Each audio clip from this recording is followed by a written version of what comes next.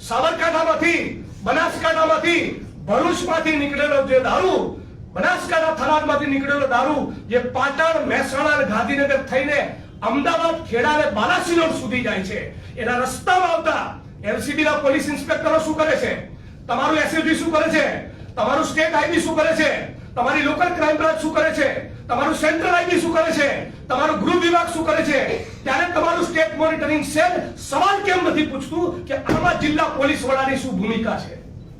Target કરવા હોય જિગ્નેશભાઈને તો નાના પોલીસ કર્મચારીઓના હાથો બનાવો છો. અરે શરમ આવવી જોઈએ તમને.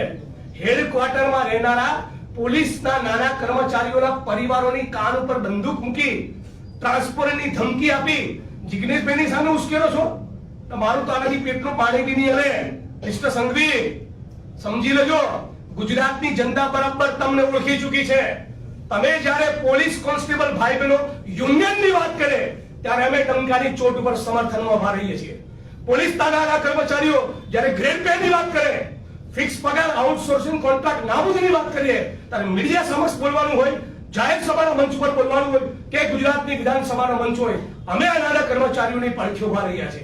તમારા ઉચ્ચ આઈપીએસ અધિકારીઓ જ્યારે નાના કોન્સ્ટેબલ, પીએસઆઈ, પીઆઈને ટાર્ગેટ કરે ત્યારે અમે અમનો પક્ષ લેતા હોય છે. મારી સામે ઉશ્કેરણી કરવાની વાત કરો છો.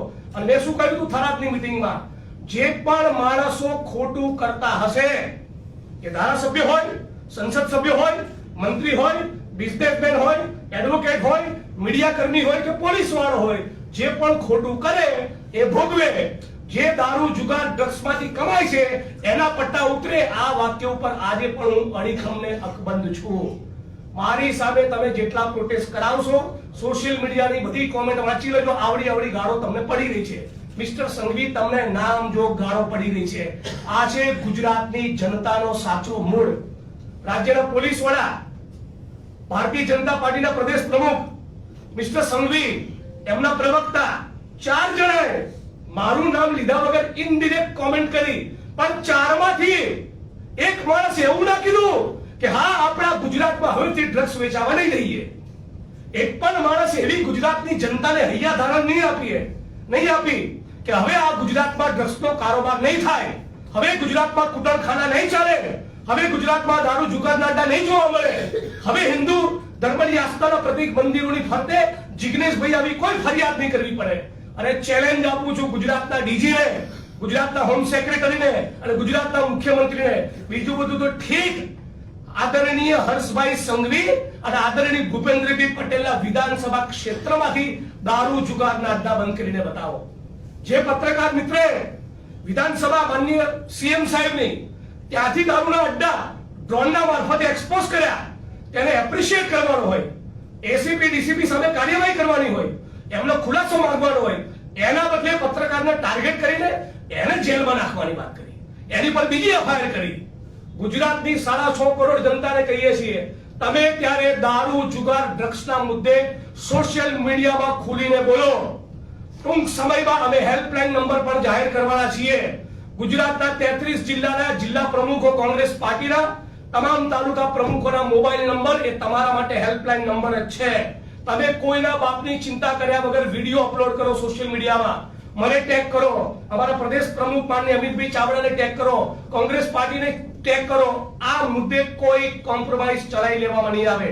અને ફરી કહું છું, ગુજરાતના કોઈ પણ નાગરિકોને દારૂ, જુગાર, ડ્રગ્સના મુદ્દે એક્સપોઝ કરવા બદલ ટાર્ગેટ કરવામાં આવ્યો તો કોંગ્રેસ પાર્ટી તરીકે બિલકુલ અમે ચલાવી લેવાના નથી. આ પ્રેસ કોન્ફરન્સના માધ્યમથી રાજ્યના મુખ્યમંત્રીને કહું છું કે તમારી પાસે શું નક્કર આયોજન કે બ્લુપ્રિન્ટ છે કે હવે પછી ગુજરાતમાં ડ્રગ્સનો કાળો કારોબાર નહીં થાય અને ગુજરાતની યુવા પેઢીને બચાવી લેવામાં આવશે. ચિંતન શિબિર પૂરી થાય તરત એ બ્લુપ્રિન્ટ, એ તમારો આઈડિયા, એ તમારો જે રોડ મેપ હોય એ તમે ગુજરાતની જનતા સમક્ષ મૂકો. બહુ દુઃખ સાથે કહેવું પડે છે કે ગુજરાતના પનોતા પુત્ર તરીકે જેને બહુ મોટા ઉપાડી આપણે દિલ્હીમાં મોકલ્યા, એ દેશના પ્રધાનમંત્રી, દેશના ગૃહમંત્રી વારંવાર ગુજરાતમાં આવે છે ત્યારે પણ એક વાત પણ ગુજરાતની જનતાને એવી અપીલ નથી કરતા કે તમે ડ્રગ્સના રવાડે ના ચડતા. એક સ્પીચ મને બતાવો નરેન્દ્રભાઈની, એક સ્પીચ બતાવો મને મિસ્ટર અમિત શાહની, જ્યારે મને ગુજરાતના યુવાનોને અપીલ કરી હોય કે ડ્રગ્સના રવાડે બિલકુલ કોઈ પણ સંજોગોમાં તમે ચડશો નહીં, તમે બરબાદ થઈ જશો. છેલ્લા 20-25 વર્ષનો તમે ગુજરાતનો ઇતિહાસ જુઓ, લઠ્ઠાકાંડ અને લઠ્ઠાકાંડ સિવાય પણ કેટલી બેન દીકરીઓ માતાઓ વિધવા થઈ.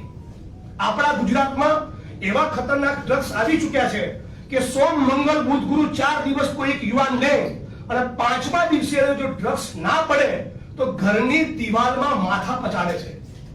ક્રાઇમ બ્રાન્ચના એક ઓફિસરે મને કહ્યું કે જિગ્નેશભાઈ, ડ્રગ્સના આરોપીને ઘણીવાર અમારે એટલા માટે છોડી દેવા પડે છે કે જેલમાં પોલીસ લોકઅપના ભય તળિયામાં એવા જોરથી પોતાના માથા પછાડે છે કે કોર્ટમાં અમે હાજર કરીએ તો એવું લાગે કે અમે કસ્ટોડિયલ ટોર્ચર કર્યું છે.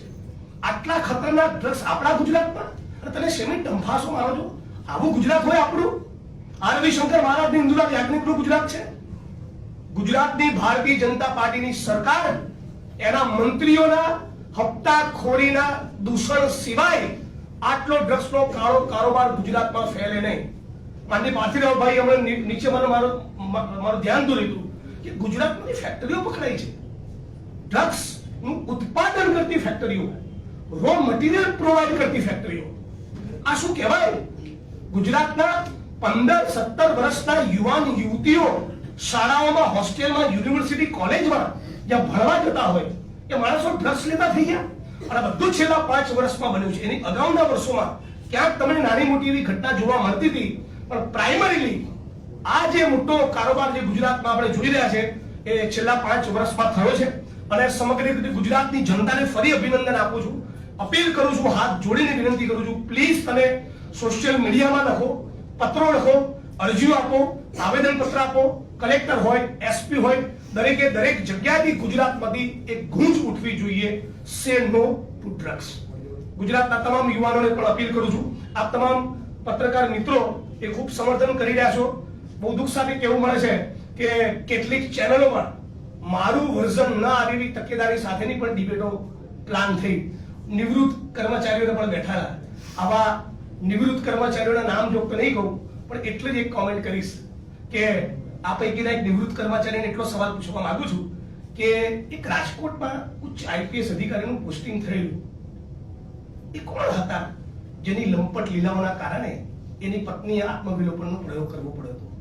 આવું ઘણું બોલી શકું છું. સવારે ઉઠીને મેં કીધું તો એ પ્રમાણે સરસ સરગવાની સિંગો ખાઓ, આમળાનો રસ પીવો, શરીરમાં કેલ્શિયમ આવે. સ્પાઇન તમે જ્યારે નોકરીમાં હતા ને ત્યારે મજબૂત નહોતી, નિવૃત્તિ પછી કદાચ મજબૂત બનશે. અને ગુજરાતના ડીજી એમણે પોલીસના મનોબળની ચિંતા કરી. પોલીસના મનોબળની ચિંતા એમના કરતા અમને વધારે છે, અને એટલા માટે કહીએ છીએ કે ગ્રેડ પે નો લાભ આપવો. ઓર્ડલી તરીકે એસપી ના બંગલામાં જે માણસો મજૂરી કરતા હોય છે ને, ઘણા ઉચ્ચ આઈપીએસ અધિકારીઓ એમની જોડે પગની દોરી બંધાવતા હોય છે, જૂતા લેવાનું કહેતા હોય છે. આ પોલીસના નાના કર્મચારીઓની પડખે અમે છીએ. એટલે આશા રાખું છું કે રાજ્યની સરકાર એ મને ટાર્ગેટ કરવાના બદલે ટાર્ગેટ ડ્રગ પેડલર્સ અને રાજ્યના બુટલેગરોને કરશે.